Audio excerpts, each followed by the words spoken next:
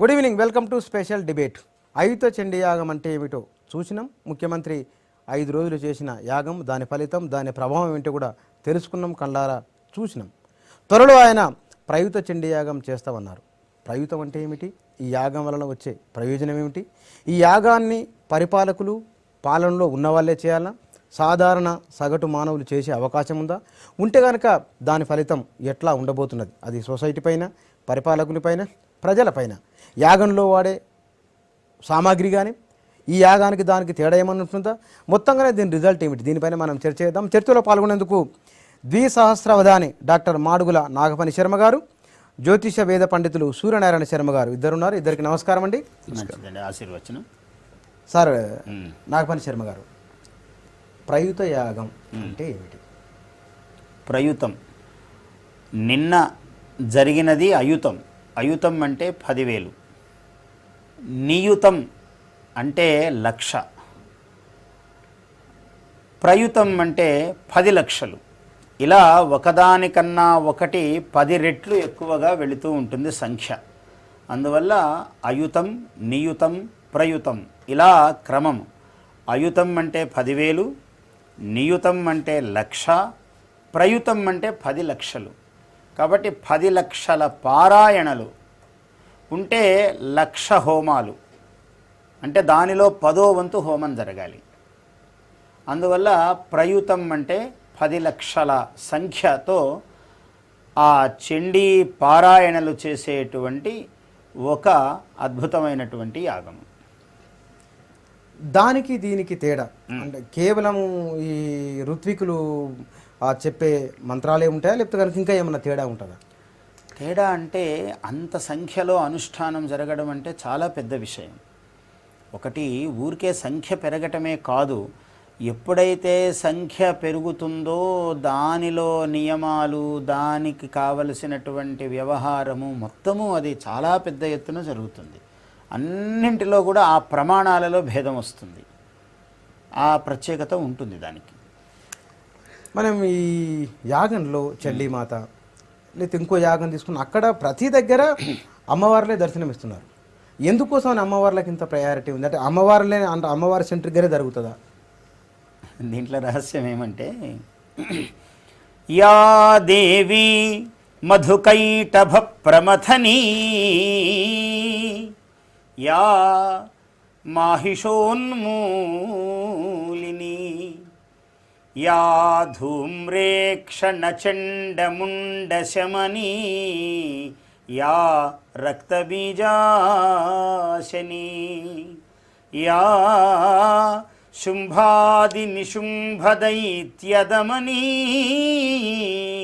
Yeah శుద్ధలక్ష్మీ పరా సా చండీ నవకోటి శక్తి సహిత మాం పాతు విశ్వేశ్వరి. 9 కోట్ల శక్తులతో కూడుకున్నటువంటిది చండీ అన్నాడు. చండీ అంటే ఏదో ఒక జ్వాల, ఒక హోమము, ఒక బొమ్మ కాదు. చండీ అంటే ఈ పంచభూత ప్రకృత యందు, ఈ బ్రహ్మాండ భాండముల యందు, ఈ నేల, ఈ నీరు, నిప్పు, గాలి, ఆకాశము, ఈ పంచభూతముల యందు, సర్వ జీవరాశి యందు, కేవలం మానవుల యందు మాత్రమే కాదు, పశుపక్ష్యాది క్రిమి కీటకాది సమస్త జీవరాశుల యందు ఏ చైతన్య శక్తి ఉన్నదో ఆమె అమ్మవారు, ఆమె చండీదేవి.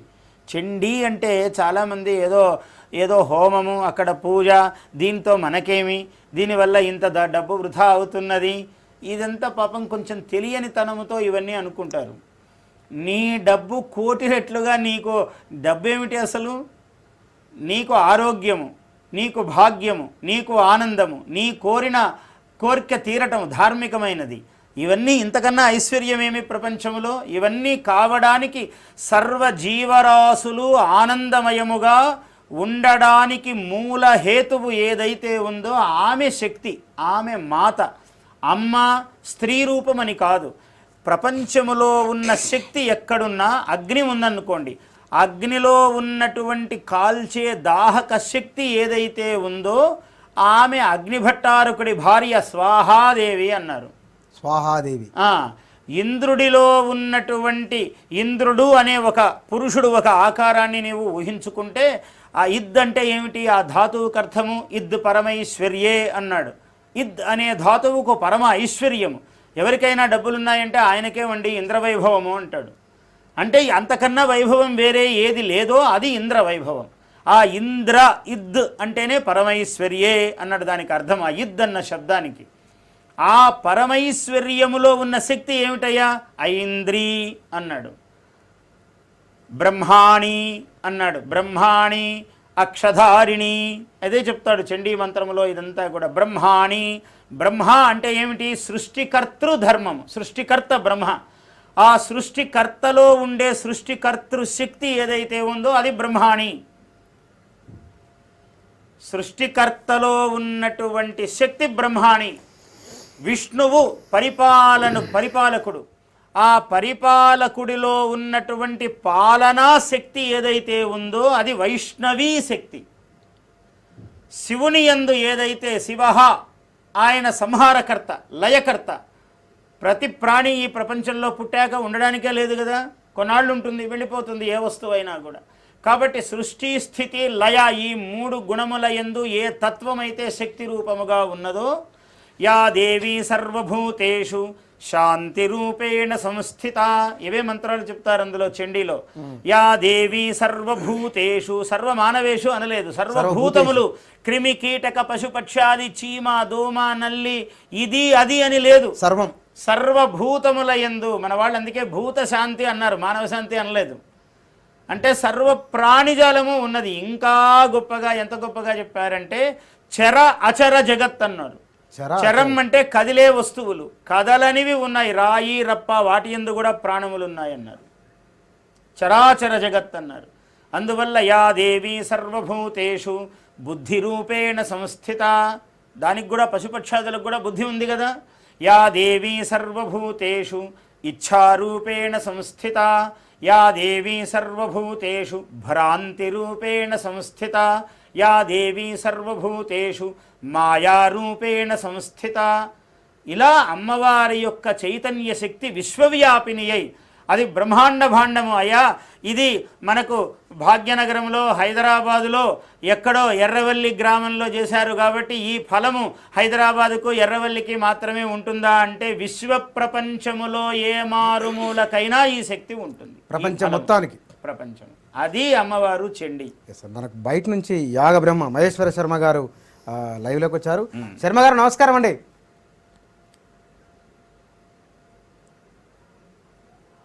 ప్రయుక్త చండీ యాగం దీని ప్రత్యేకత ఏమిటండి?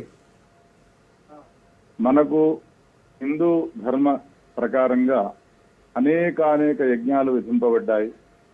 వేదాల్లో ప్రతిపాదింపబడ్డటువంటి యజ్ఞములు రెండు రకాలుగా ఉంటాయి. ప్రౌత యాగములు, మార్త యాగములు అని. సోమయాగము, పౌండరీకము మొదలైనటువంటి ఏ క్రతువులు ఉన్నాయో వాటిని వైదిక యాగములు అని అంటారు, శ్రౌత యాగములు అని అంటారు. స్మృతులలో చెప్పబడ్డటువంటి యాగములను స్మార్త యాగములు అని అంటారు. ఈ స్మార్తయాగ పరంపరకు సంబంధించినటువంటి వాటిల్లోని ప్రధానమైనటువంటిది ముఖ్యంగా కలియుగంలో తొందరగా ఫలాన్ని ఇచ్చేటువంటి యాగము చండీ యాగం. ఈ చండీ యాగానికి సంబంధించినటువంటి విధానాలు మనకు తంత్రశాస్త్రాల్లో అనేకంగా కనబడుతున్నాయి. ముఖ్యంగా చండీ ఉపాసన కేవలం ఒక తంత్రంలో కాదు, సుమారు 70 తంత్రాల్లో ఈ చండీ సంబంధమైనటువంటి ఉపాసన మనకు విధింపబడ్డది.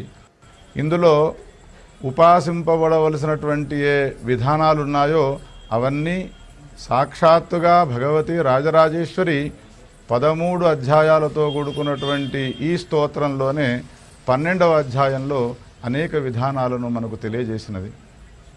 చండీ అనే పదానికి చండీ స్తోత్రము అని మనము స్వీకరించవచ్చును.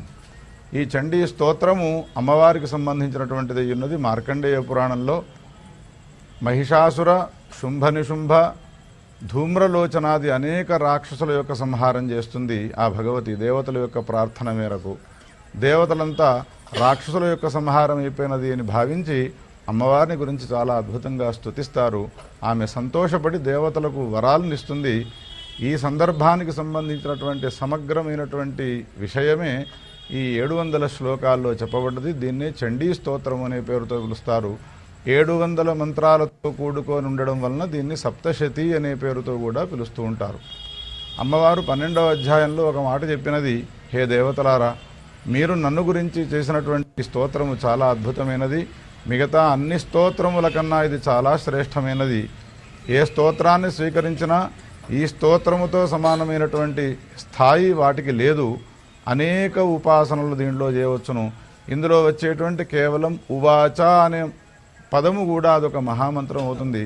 ఉదాహరణకు మార్కండేయ ఉవాచ అని వస్తుంది, రాజోవాచ, ఉవాచ అనేటువంటి పేరు గల ఇది కూడా ఒక మంత్రం అవుతుంది అని దీనికి ఇంతటి ప్రాధాన్యతనిస్తూ ఒక మాట అన్నది, శ్రోతవ్యంచ సదా భక్త్యా పరం స్వశ్చయనం హితతు.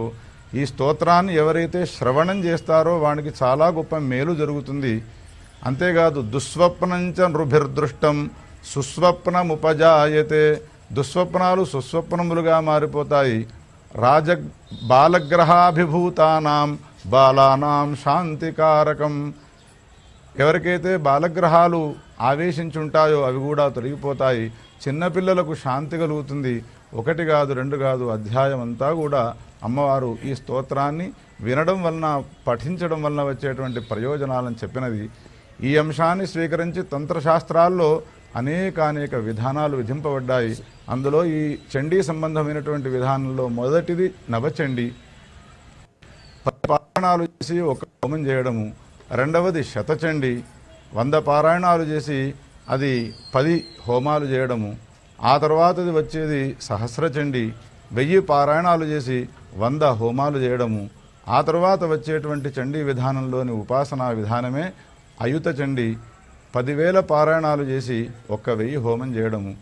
చెప్పినటువంటి ఈ అనుష్ఠానాల్లో ఒక ఋత్విక్కు నుండి ప్రారంభించి శతచండీ వరకు 11 మంది ఋత్విక్కులు, ఆ తర్వాత సహస్రచండీ వరకు 110 మంది ఋత్విక్కులు, అయుత చండీ అనేటువంటి ఈ క్రతువు నిర్వహించడం కోసమే సుమారు 1000 నుంచి 1500 మంది ఋత్విక్కుల యొక్క అవసరం ఉంటుంది.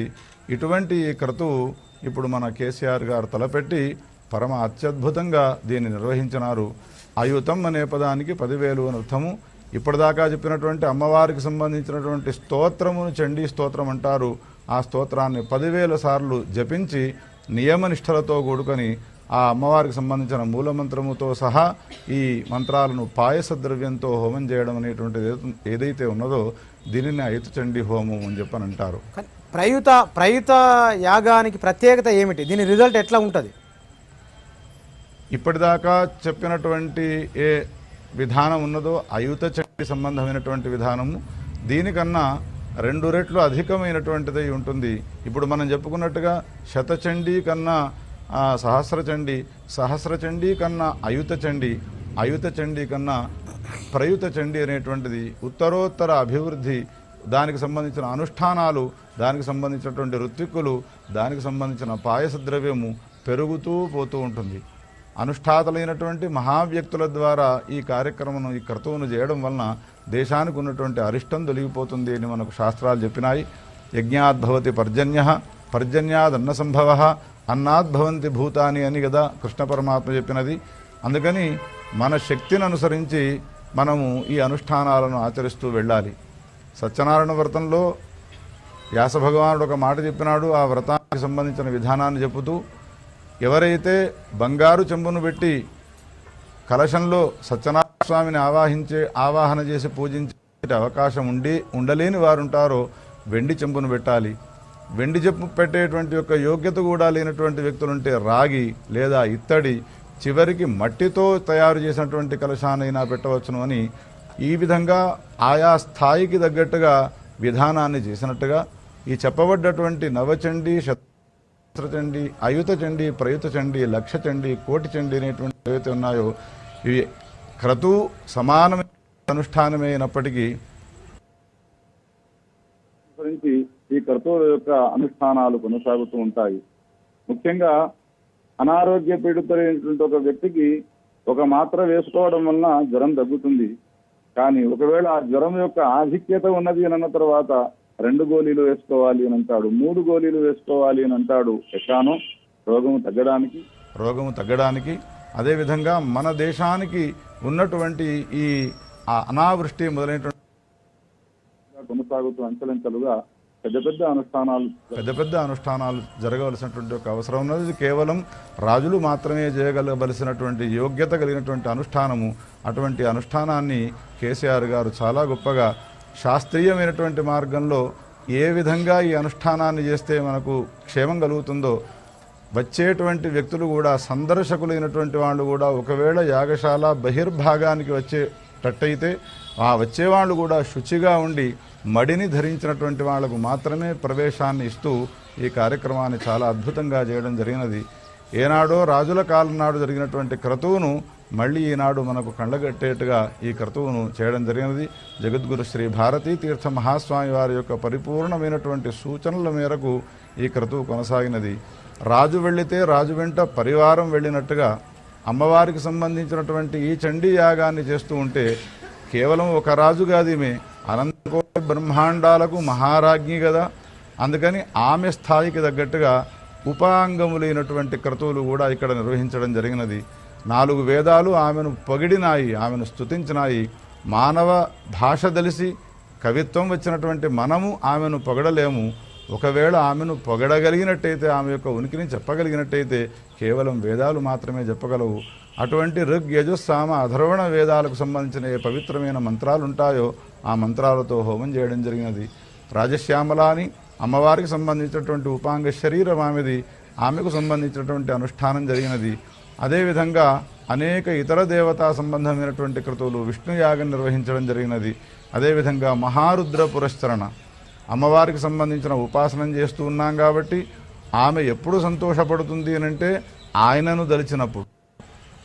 అమ్మవారికి సంబంధించినటువంటి భర్తగా వ్యవహరింపబడేటువంటి ఏ మహాదేవుడు ఉన్నాడో, ఏ శంకరుడు ఉన్నాడో ఆయనను కూడా సంతోషపరిచేందుకోసమై పరమోత్కృష్టమైనటువంటి యాగాన్ని, మహారుద్రం అనేటువంటి యాగాన్ని కూడా నిర్వహించడం జరిగినది. 100 మంది బ్రాహ్మణోత్తముల చేత యాగాన్ని, ఇప్పుడు యాగమును రాజులు పరిపాలకులే చేయాలనా లేకుంటే కనుక సాధారణమైన వ్యక్తులు కూడా చేయవచ్చా? అదే ఇప్పుడు నేను చెప్పిన ప్రకారంగా యాగములు అన్ని వర్గాల వారికి, అన్ని స్థాయి కలిగినటువంటి వ్యక్తులను ఉద్దేశించి మనకు శాస్త్రాల్లో చెప్పబడ్డాయి. తెలుగులో ఒక సామెత ఉన్నది, రెక్కలున్నంత ఎగరాలి అని. మన స్థాయి, మనకొక రకమైనటువంటి ఐశ్వర్య మర్యాదలు ఉన్నాయి అంటే నవచండీ వరకు మనం చేయగలగము, చేస్తాము. దానివల్ల మనకు వచ్చేటువంటి ప్రయోజనం మనకు సమకూరుతుంది. ఇంకా కొంచెం ఎక్కువ స్థాయి మనకున్నది, అప్పుడు మనం శతచండీ చేయగలము. దానికి 10 మంది బ్రాహ్మణులతో ఖర్చు అయ్యేటువంటి వ్యవహారాన్ని మనం చేసి ఆ క్రతువు యొక్క ఫలాన్ని మనం పొందవచ్చును. అయుత చండీ, ప్రయుత చండీ యాగాలు కూడా చేసే శక్తి సామర్థ్యాలను అనుసరించి ఇప్పుడే నేను చెప్పిన ప్రకారంగా వారి వారి ఐశ్వర్య మర్యాద, వారి వారి యొక్క ఇచ్ఛ, వారి యొక్క ఉత్కృష్టమైనటువంటి భావాలతో ఈ ఆచరణ అన్ని వర్గాలకు వాళ్ళ వాళ్ళ స్థాయిని అనుసరించి యజ్ఞ క్రతువులను మనం ఆచరించవచ్చును. ఇది మనకు వ్యాస భగవానుడు అనుగ్రహించినటువంటి గొప్ప వరం ఇది.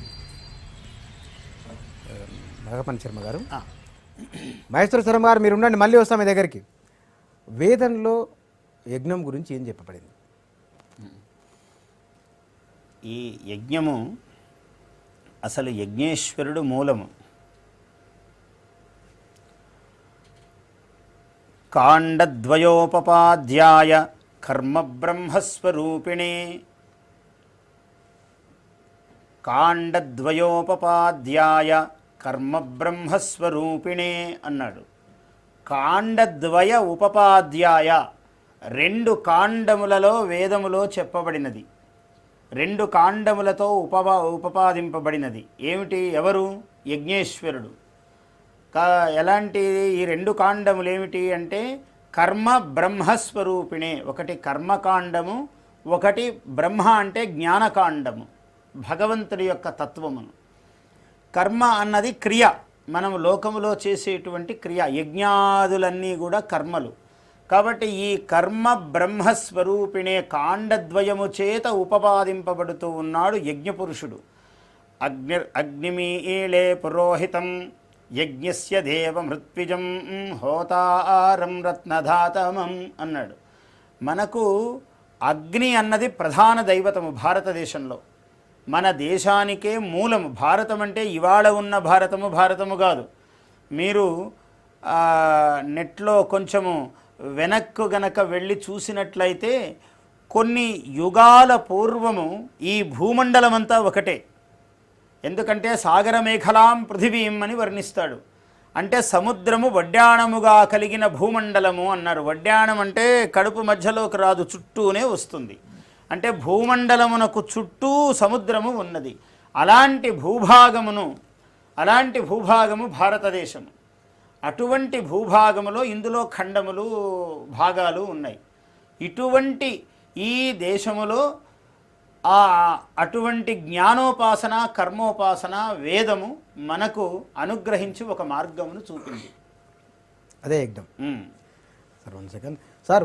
మహేశ్వర శర్మ గారు, ప్రయుత యాగంలో ఉపయోగించే అంశాలు ఏమేమి ఉంటాయి సార్ అందులో? ఇప్పుడే మనం చెప్పుకున్నట్టుగా ఒక చండీ విధానాన్ని కొనసాగిస్తూ ఉన్నప్పుడు సాంగోపాంగ క్రతువులను కూడా ఆచరించాల్సినటువంటి ఒక అవసరం ఉన్నది.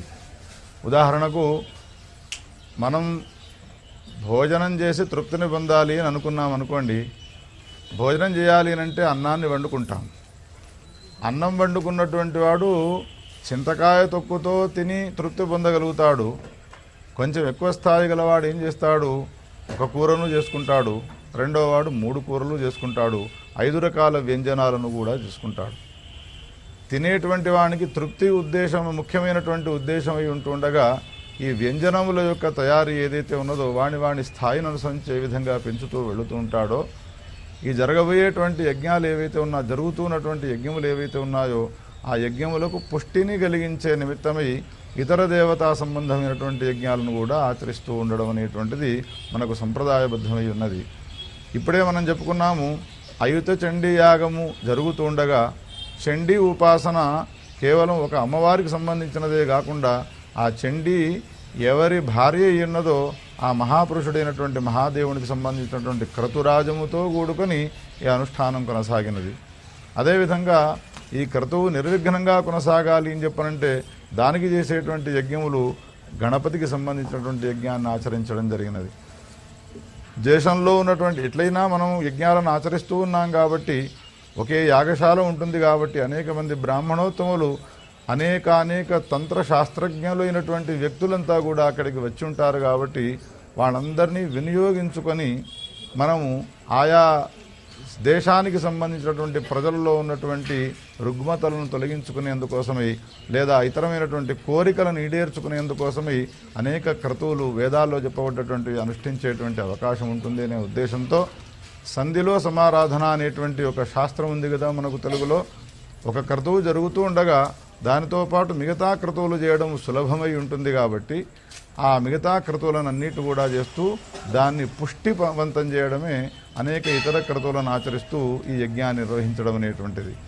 అందుకని ఇప్పుడు అయుత చండికి ఈ విధమైనటువంటి 4 వేదాలతో కూడుకున్నటువంటి అనుష్ఠానం కొనసాగినది. ఒకవేళ ప్రయుత చండీ యాగాన్ని కనుక మనం అది చక్కగా సాకారమై వారి యొక్క కళ నిజమైనట్టయితే తప్పకుండా ఆ క్రతువు నిర్వహించబోయే సమయంలో భారతదేశంలో ఎన్ని వేదాలకు సంబంధించినటువంటి శాఖలు ఉన్నాయో ఆ శాఖలకు సంబంధించినటువంటి అనేక యజ్ఞాలను కూడా ఆచరించేటువంటి సంకల్పాన్ని చేయడం జరుగుతుంది. అదేవిధంగా ఎన్ని రకాలైనటువంటి కోరికలు ఈడేర్చేటువంటి యజ్ఞాలు ఉన్నాయో ఆ యజ్ఞాలన్నిటి కూడా ఆచరించేటువంటి సుముఖతతో ఉన్నారు వారు కూడా. యజ్ఞములు యాగములు చేయడం నాకు ఇదేం కొత్త కాదు, అనేక యజ్ఞాలు నేను నిర్వహించినాను అని వారి మాటల్లోనే అన్నారు. అసలు మనం ఏదైనా ఒక వ్రతం చేసినా దేవతా పూజలు చేసినాము, మనం అందించినటువంటి ప్రసాదం మనకే వస్తుంది. కానీ యజ్ఞమును ఆచరించి అగ్నిహోత్రంలో వేసినటువంటి ఆ దేవతా సంబంధ ఉద్దేశమైనటువంటి ఏ హవిర్ద్రవ్యం ఉన్నదో అది అగ్ని స్వీకరించి తన భార్య అయినటువంటి స్వాహాదేవి ద్వారా ఆయా దేవతలకు అందిస్తుంది అనేటువంటిది మనకు శాస్త్రవచనమై ఉన్నది, ఒక ముఖ్యమైనటువంటి అంశమై ఉన్నది. అందుకని అగ్నియందు ప్రక్షేపింపబడ్డటువంటి హవిర్ద్రవ్యం ఉన్నదో ఆ దేవతలకు సాక్షాత్తుగా ముడుతుంది. అగ్నిముఖావై దేవాహ అని మనకు శాస్త్రాలు స్పష్టంగా చెప్పినాయి. మనము ఆహారాన్ని స్వీకరించాలి అని అంటే మనకు ముఖము ఏ విధంగా ఆహారం స్వీకరించడానికి ప్రధానమై ఉంటుందో దేవతలు ఆహారాన్ని స్వీకరించాలి అని అంటే వాళ్లకు ముఖము అగ్నియే. అందుకని అగ్నౌ ప్రాస్తాహుతి సమ్యక్ ఆదిత్యముపతిష్టతే అనేటువంటి వచనం సార్థకం అవుతుంది. అగ్నిలో మనం వేసినటువంటి మంత్రపూతమైనటువంటి ఆ హవిర్ద్రవ్యము ఆయా దేవతలను ఉద్దేశించి మనం వేస్తాం కాబట్టి ఆ దేవతలు దాన్ని స్వీకరిస్తారు. భగవంతుడు బ్రహ్మదేవుడు జగత్తు యొక్క సృష్టి చేసినాడు. కృష్ణ పరమాత్మ భగవద్గీతలో చెప్తాడు, దేవతలను సృష్టించినాడు, యజ్ఞములను సృష్టించినాడు. దేవతలతో అన్నాడు, హే దేవతలారా, మీరు మానవులు ఇచ్చేటువంటి హవిర్ద్రవ్యాన్ని స్వీకరించి తృప్తిని పొంది మానవులకు మీరు వర్షాన్ని కురిపించండి. మానవులారా, మీరు యజ్ఞాలను ఆచరించండి, యజ్ఞముల ద్వారా మీరు దేవతలను సంతృప్తిపరచండి. పరస్పరం భావయంతః శ్రేయఃపరమవాప్స్యథ అని ఒక వ్యవస్థను చేసినాడు. మానవులు యజ్ఞముల ద్వారా దేవతలను తృప్తి పరచడం వలన సంతుష్టాంతరం కలిగినటువంటి దేవతలు వాళ్ళు వర్షాన్ని కురిపిస్తారు. ఇది మన యజ్ఞ విధానంలో ఉన్నటువంటి గొప్పనటువంటి లక్షణము. శ్రౌత స్మార్తములు అనేటువంటి 2 రకాల యజ్ఞాల్లో కలియుగంలో చాలా గొప్పగా తొందరగా ఫలాన్నిచ్చేటువంటి దేవతామూర్తి అయినటువంటి చండీ సంబంధమైనటువంటి విధానాల్లో అంచెలంచెలుగా పెరుగుతూ పోతున్నటువంటి అనుష్ఠానాల్లో మొదట వారు నవచండీ చేసినారు, తర్వాత శతచండీ చేసినారు, ఆ తర్వాత సహస్రచండీ విధానాన్ని కూడా కొనసాగించినారు. ఇప్పుడు అయుత చండీ తర్వాత ముందు వేసేటువంటి అడుగు అది ప్రయుత చండీ. అందుకని ఈ ప్రయుత చండీని చేయడం కోసమే జగద్గురుల యొక్క ఆశీర్వచనాన్ని స్వీకరిస్తాను అన్నారు. వారి యొక్క ఆశీర్వచనం అవ్వడమే ఆలస్యము. తప్పకుండా ఆ అనుష్ఠానాన్ని నిర్విఘ్నంగా కొనసాగించేటువంటి ఒక అవకాశాలున్నాయి. ఇది కేవలం దేశక్షేమం కోసము, సకల ప్రాణి జాతం కోసం, ఒక మానవుల కోసం కాదు, అన్ని రకాలైనటువంటి ప్రాణులు సుఖ సంతోషాలతో ఉండాలనేటువంటి ఉద్దేశంతో ఈ యజ్ఞములన్నీ కూడా నిర్వహింపబడుతున్నాయి. సూర్యనారాయణ శర్మ గారు, యాగంలో ఉండే వస్తువులు ఎక్కువగా మట్టి పాత్రలు, తర్వాత ఈ కట్టెకి సంబంధించిన పాత్రలు ఎక్కువ, అంటే అవే వాడాలన్నా? ఒక్కొక్క యజ్ఞానికి మొట్టమొదట చండీ అమ్మవారి యొక్క నమస్కారం చేసుకుంటూ ఐం హ్రీం క్లీం చాముండాయ విచ్చే చండీ మంత్ర సాధన చేస్తూ మొట్టమొదటి యజ్ఞానికి ఏమి కావాలి అనే విషయానికి వచ్చినప్పుడు, అంటే అందరూ పెద్దలు ఎన్నో విషయాలు చెప్పి ఉన్నారు, వాళ్ళ ముందు నేను చాలా చిన్నవాడిని అయినప్పటికీ నాకు తెలిసిన కొన్ని విషయాలు చెప్దామనే ఉద్దేశంతో ఇక్కడ వచ్చి కూర్చుని ఉన్నాను అన్నమాట.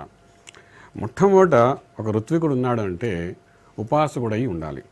ఒక యజ్ఞానికి చండీ మంత్రం అనేది సాధన చేస్తూ ఉపాసనా పద్ధతిలో ఒక గురువు ద్వారా ఉపదేశం తీసుకొని ఆ మంత్రోచ్చారణం చేస్తూ చండీ మంత్రం నిత్యము చేసుకున్న ఉపాసకుడైన వృత్తికుడు అక్కడికి వచ్చి ఆ యాగంలో కూర్చోవలసిన అవసరం పడుతుందన్నమాట.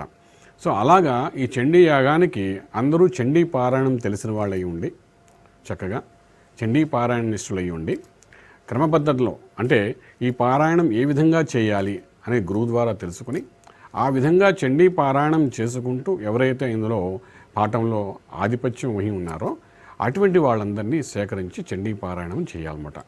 ఇక్కడ మన కేసీఆర్ చాలా అద్భుతంగా, ముఖ్యమంత్రి గారు అటువంటి వ్యక్తులందరినీ చక్కగా తీసుకుని వచ్చి ఒక ప్రదేశంలో 6 రాష్ట్రాల నుండి అందరినీ తీసుకుని వచ్చి చక్కగా పారాయణం చేయించడానికి ఆరంభం చేశారు. చాలా అద్భుతంగా చేసి ఉన్నారు. అయితే ఇక్కడ ఏంటంటే ఇందాకలా స్వామివారు చెప్పున్నారు, ఏ వర్ణ వాళ్ళు ఎవరు చేయొచ్చు, ఎలా చేయొచ్చు, అందరూ చేయొచ్చు అనే విషయానికి వచ్చినప్పుడు పూర్వకాలం రాజుల కాలంలో కూడా రాజు అన్నవాడు యజ్ఞాన్ని రక్షకుడుగా ఉండేవాడు. మన రామాయణంలో చూస్తుంటాం, శ్రీరాములు వారు యజ్ఞాన్ని రక్షిస్తున్నట్టుగాను. యజ్ఞం ఉంది అంటే యజ్ఞాన్ని రక్షించడానికి రక్షకుడుగా రాజు ఉండేవాడు. వైశ్యుడు అనేవాడు యజ్ఞంకి కావలసిన సామాగ్రి అంతా ఏర్పాటు చేస్తుండేవాడు. సద్బ్రాహ్మణ అనేవాడు యజ్ఞంలో అవిసి వేస్తూ మంత్రోచ్చారణతో అమ్మవారికి ఏ విధంగా మంత్రోచ్చారణ చేస్తే ఆ ఫలితం వస్తుంది చేస్తుండేవాడు. 4వ వర్ణం వాడు యజ్ఞశాలను చక్కగా ప్రామాణికంగా తయారు చేసి ఆ ప్రదేశంలో అన్ని రకాల యజ్ఞశాలలు తయారు చేసి దానికి కావాల్సిన పరికరాలన్నీ ఏర్పాటు చేస్తుండే. మీరు అన్నారు కదా ఏమిటేంటి యజ్ఞానికి అవసరం ఉన్నదని. ఇలాగా 4 వర్ణం వాళ్ళు కలిసి చేసేదే యజ్ఞం. అక్కడ 4 కలిసి చేసేదే యజ్ఞం. ఇలాగా విశ్వమంతా వ్యాపించి ఉన్న ఈ 4 కలిసి చేసే ఆ యజ్ఞంలో ఏదైతే వేస్తానో అది యజ్ఞ ఫలం, అది భగవంతుడికి చేరుతుందని చెప్తుండేవారు అన్నమాట. అంచేత ప్రతి ఒక్కరూ ఎవరైతే ఈ యాగంలో ఉండి ఉన్నారో అక్కడ మట్టిని తుడిచేవారి దగ్గర నుండి, మాట్లాడేవారి దగ్గర నుండి, మంత్రం చదివే వాళ్ళ దగ్గర నుండి, యజ్ఞానికి సరుకులు ఇచ్చిన వాళ్ళ దగ్గర నుండి, రక్షణ చేసే వాళ్ళ దగ్గర నుండి అందరికీ ఆ యజ్ఞఫలం అనేది ఉంటుంది. కాబట్టి ఆ యజ్ఞ ఫలితాన్ని అందరికీ సంపూర్ణంగా ఉంటుందని చెప్పడానికి అవకాశం ఉందన్నమాట. నాగపల్లి శర్మ గారు, ప్రయుత చండీ యాగం శ్లోకాన్ని ఒకటి చెప్పండి. ఎట్లా స్టార్ట్ అవుతుంది? ప్రయుతము అంటే ఇది సంఖ్యావాచకమైనది. ఆశువుగా ఒకటి చెప్తాను, మీరు అడుగుతున్నారు కాబట్టి. అయుతంబై నియుతంబు ఇంక అయుతంబై నియుతంబు ఇంక పై పై ప్రయుతంబై పై పైన శ్రీకోటి అయి. ఈ అయుతము నియుతము అయుతంబై నియుతంబుగా ప్రయుతమై ఆ పైన శ్రీకోటి అయి. ఒకదానికన్నా ఒకటి సంఖ్య పెరుగుతూ ఆధిక్యం అలా పెరుగుతూ ఉన్నది. జయమున్ జయమున్ భాగ్యము ధనంబు సంపదయు జయమున్ భాగ్యము జయమున్ భాగ్యము సర్వసంపదయు జయమున్ భాగ్యము సర్వకార్య జయతా సంసిద్ధియున్ జయమున్ భాగ్యము సర్వకార్య ఫలతా సంసిద్ధియున్ సిద్ధియున్ వియత్ వియత్ ఆభోగ మహీస్థలముపై ఆకాశము భూమి ఈ సర్వ భూమండలము సర్వ ప్రదేశమునందు కూడా వియత్ ఆనంత్య సుభూమికంబునగుచున్ విశ్రాంత శాంతి ప్రదంబై లోకైక మహాఫలంబునగుతన్ ఆ అగుతన్ యజ్ఞంబు శ్రీమంతమై. యజ్ఞము లోకమునకు ఫలమును ప్రసాదిస్తుంది. ఆధునికంగా కూడా ఆలోచిస్తే యజ్ఞములో వేసేటువంటి యజ్ఞ ద్రవ్యము, ఆ హవిర్ద్రవ్యము హవిస్సు ఏదైతే ఉన్నదో ఇది ఆ ధూమము ద్వారా అది పొగగా మారి ఈ వాయుమండలము అంతా ఆకాశమండలమంతా భూమండలమంతా వ్యాపించి మానవుల మనస్సులోను ప్రకృతిలోనూ ఒక శాంతిని ప్రసాదించి ఉత్పాతములు ఉన్నట్టుండి విమానాలు పడుతున్నాయి, ఉన్నట్టుండి నదులు పొంగుతున్నాయి, ఉన్నట్టుండి బస్సులలో ఏమో ప్రమాదాలు జరుగుతున్నాయి. ఈ పంచభూతముల ద్వారా ఏ ప్రమాదములైతే జరుగుతున్నాయో, ఏ అశాంతి మానవునికి కలుగుతూ ఉన్నదో ఈ పంచభూతముల యొక్క అశాంతి నశించిపోయేటట్లుగా పరమశాంతి మానవలోకమునందు కలిగేటట్లుగా ఈ యజ్ఞముల యొక్క ప్రధాన ఫలము. ప్రయుత చండీయాగం వెంటనే వచ్చే ఫలితం. అసలు ఏ యాగము కన్నా ఏ యాగముకైనా ఫలం ఏమిటి అంటే శాంతియే పరమ ఫలము. ప్రకృతి శాంతించటము, సకాలములో వర్షములు కురియడము, అన్నపానాదులన్నీ కూడా మానవులకు సమృద్ధిగా లభించడము, పాడి పంటలు గొప్పగా ఉండడము, ఇదియే ఏ యాగమునకైనా, ఒక అయుతముకైనా ప్రయుతముకైనా ఏ మహాయాగమునకైనా మహాఫలం ఏమిటి అంటే సర్వ ప్రాణి శాంతి, సర్వలోక శాంతి, విశ్వ కళ్యాణము. ఇదియే పరమ ప్రయోజనం. ఏ యాగముకైనా సరే, దేనికైనా పరమ ప్రయోజనం అదే. ఇన్నేళ్ల భారతీయ ఇతిహాసంలో మన చరిత్రలో ప్రయుత యాగాన్ని చేసిన రాజులు ఎవరైనా ఉన్నారా ఇప్పటి వరకు? ప్రయుత యాగము చేసిన వారైతే ఎవ్వరూ చరిత్రలో ఉన్నట్టుగా లేదు. నేను నిన్న కూడా చెప్పాను ఒక మాట. ఏమిటి అంటే త్రేతాయుగములో శ్రీరామచంద్రుల వారు అశ్వమేధ యాగమును చేశారు. ఈ యుగములో అశ్వమేధ యాగం చేయకూడదు. ఈ యుగానికి దాని ప్రయోజనము వేరు. అందువల్ల త్రేతాయుగములో ఆయన అశ్వమేధ యాగం చేశారు.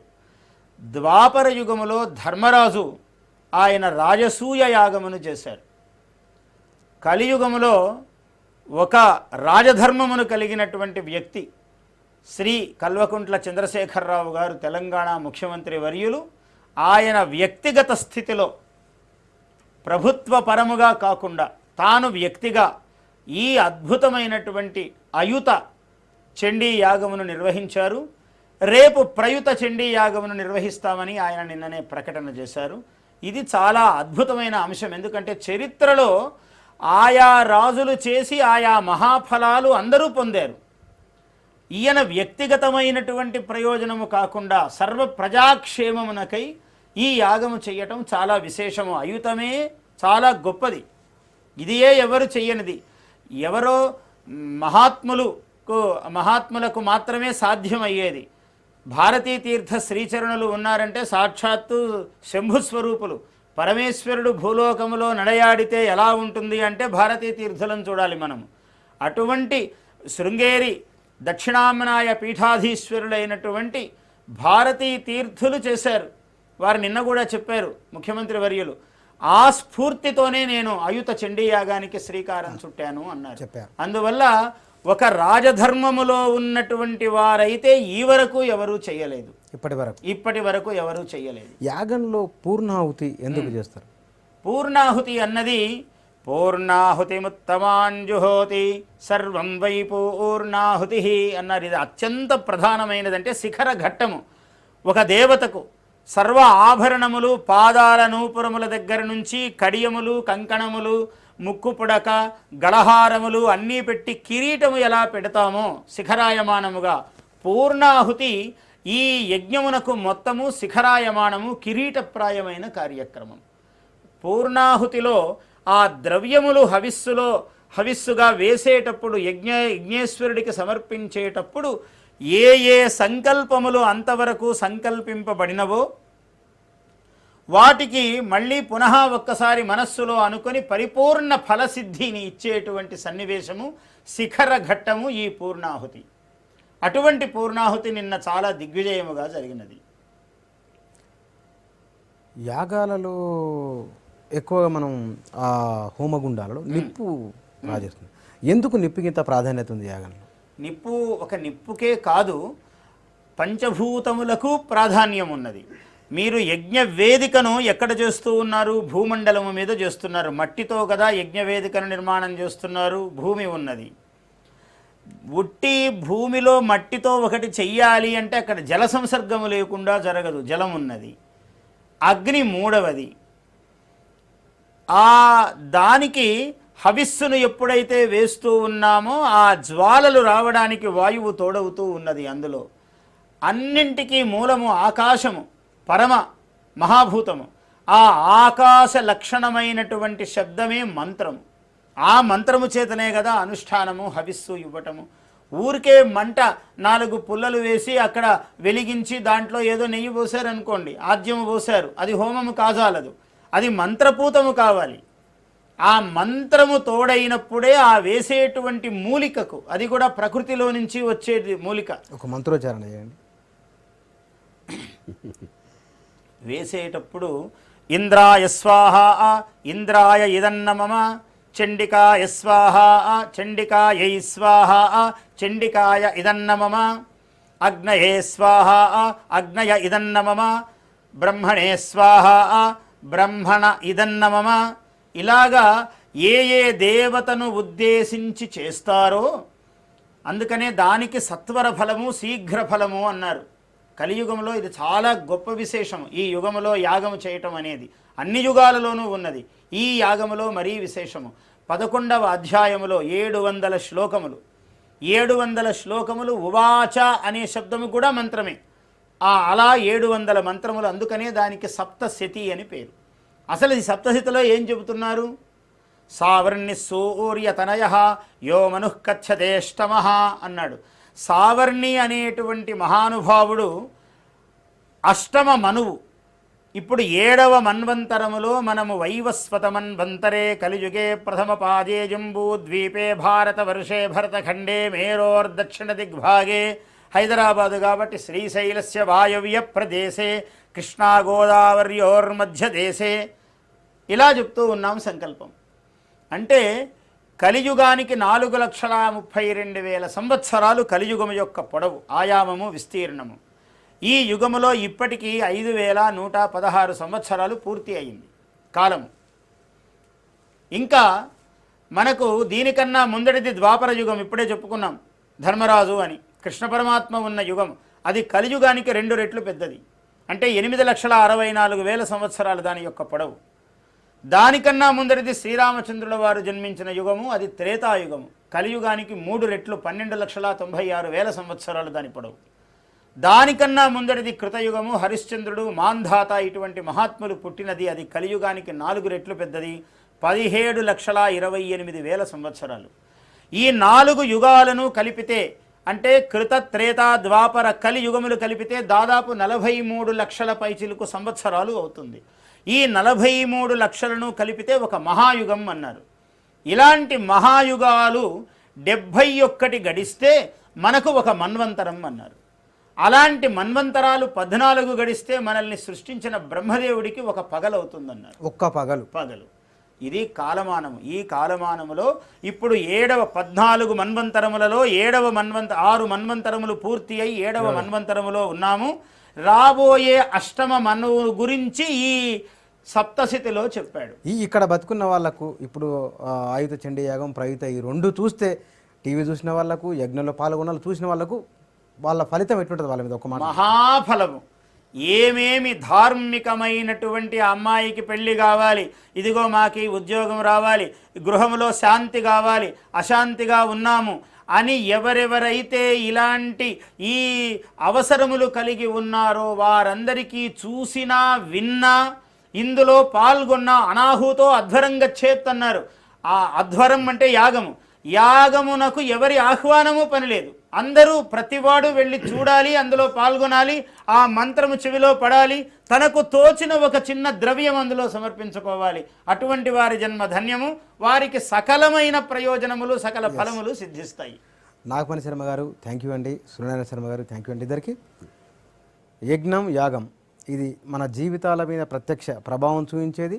ఇది ప్రకృతి, ఇది అగ్ని, పంచభూతాలు కలిసిన ఒక సామూహిక జ్ఞాన సంపద ఇది. Thank you.